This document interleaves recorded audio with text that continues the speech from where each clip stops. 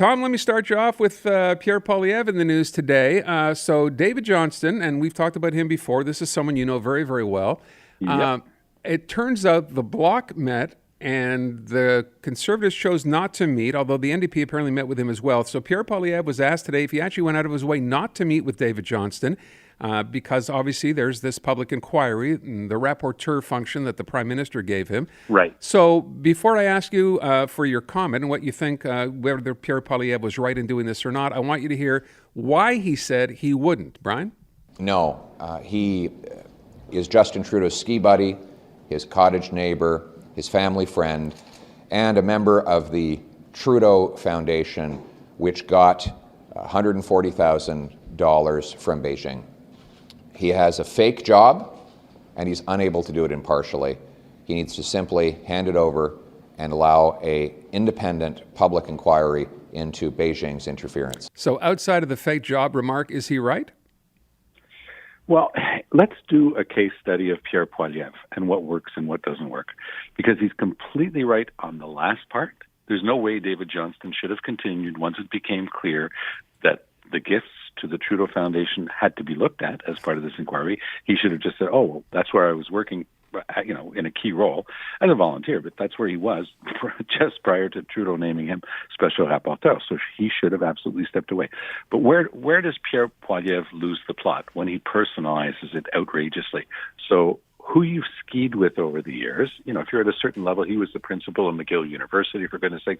Of course he winds up learning and, knowing about other people in our society. Give it a break. Don't personalize it outrageously like that. Make it about the issue, and then people will understand and be able to follow you.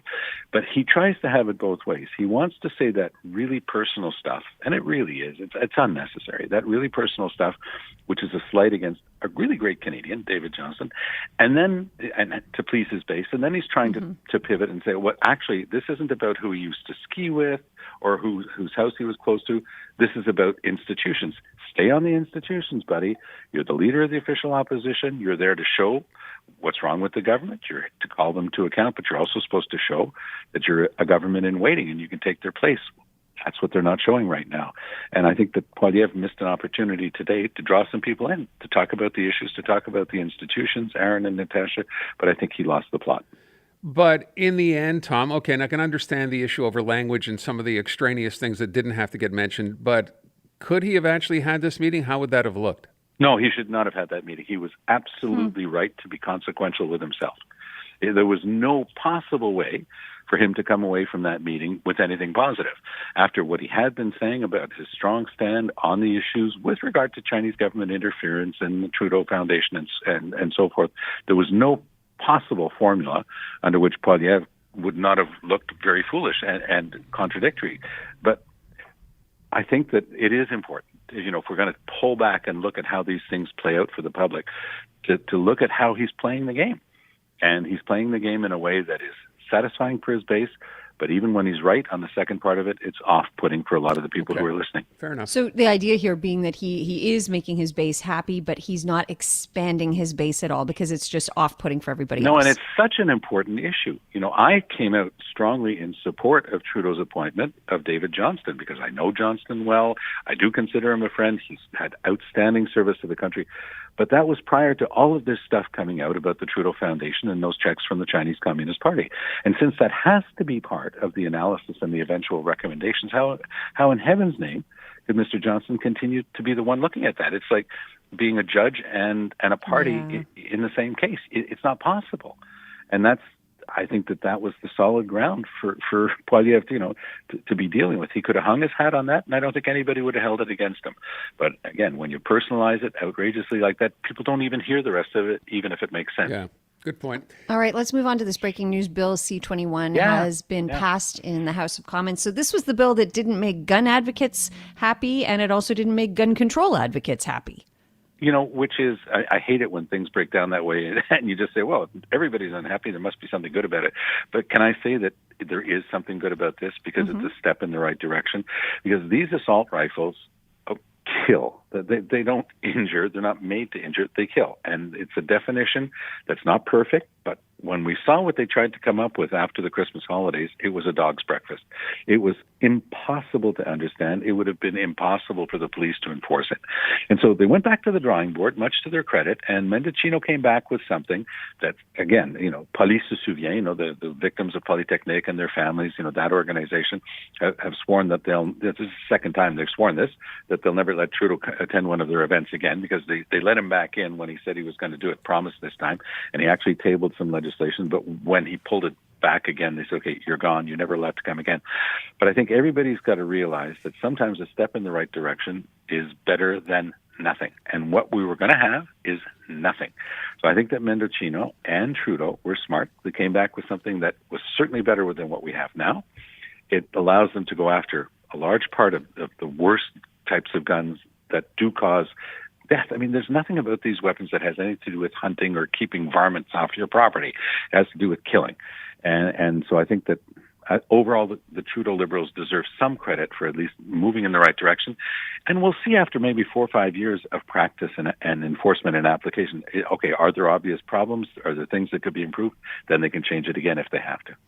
So I want to, before I let you go, Tom, and I saw this on the online Gazette edition today, David Johnston, and of course right away I thought it was David Johnston. Turns out it's not that David Johnston, it's a different David Johnston. And it's basically this, opinion. Who threw Quebec Anglos under the bus? Not Trudeau's Liberals. And he's making the case, or trying to, that if you want to look to point a finger at someone, start with Erin O'Toole and the Conservatives. Really? Yeah. Well, and I'll tell you what he says. He says in September of 2020, Erin O'Toole went to Quebec City and told Premier François Legault that the federal Conservatives now supported giving Quebec jurisdiction over language in the federally regulated private sector. That put the Liberals in a bind. That's according to what he wrote. Well, when you're the government, somebody who's no longer there doesn't actually get to put you in a bind. And C-13 came along long after Erin O'Toole left office, so it's a bit silly to be saying that this had anything to do with the Conservatives. And by the way, that statement was made not in Quebec City, but in Poilievre. And I remember it well, because I remember being offended by it, because I really quite like, on a personal level, quite like Erin O'Toole. Once he stepped down as the party leader, he gave me a call, and we came and had a bite to eat together on Côte de Neige. I mean, he's a good guy. And now he's leaving politics altogether. I think that you have to look at these things in context. When you're the government, and Trudeau's been in power now for over 8 years, or at least, no, he's in his 8th year. I think that it's kind of silly to be blaming anything else for the bill that you brought forward. Nobody forced Trudeau to bring in C-13. In fact, the version that Mélanie Joly talked about prior to the 2021 election made a lot more sense than the one that eventually got enacted. Now, it's not fair because you haven't seen the piece, and I would read you the part, but I'd have to go through it about why he says it was, in fact, something you could blame Erin O'Toole for. He says both other parties at the time, the Bloc and the NDP, had already assured Quebec of the same thing. So had it come up for a vote in the House, they would not have had enough votes, the Liberals, to actually vote it down. No, I'm just telling you what's in it. Yeah, fair enough, but it doesn't even make any sense to say that, because had it come up in the House, had what come up? The Liberals are the government. They're the ones who proposed the legislation. So how in heaven's name can you blame other parties? Yeah, he's saying a private member's bill could have been introduced. Oh, could have, would have, should have. The Liberals did it, Well, and let's be clear, the Liberals are far from blameless. Well, it's their law. It's their statute. It's their proposal. Okay. It's their responsibility. I think that this is the type of bafflegab that you come up with when you're trying to, throw people off the scent in the by-election in NDG Westmount. And I think that that's really where the chips are going to fall. I mean, I think that the Liberals, of course, they've got a lot of volunteers, and they're going to be pushing this hard. There's going to be a low turnout. I think that that's the way a lot of Liberals will express their dissatisfaction. And will the NDP, who came second last time around, are they going to be able to, rally their troops and get them out, or any of the other parties? That's going to be what's interesting to watch. Yeah, by the way, I'm sorry, I was just going to say, we had Anna Gainey on the other day. We are going to have the other candidates on, just to be fair, so you will get to know who's running. Of course. And, it's interesting. I think that the NDP is going to be naming their candidate tomorrow, I believe. So this is what I was just going to say. Their posters are up already, but they're Jagmeet Singh posters. Well, they're the only ones I've seen up. Those are the leader. Those are leader posters. Those are generic. You can use. They might even be left over from the 21. They had extra ones. Campaign. Yeah. Exactly.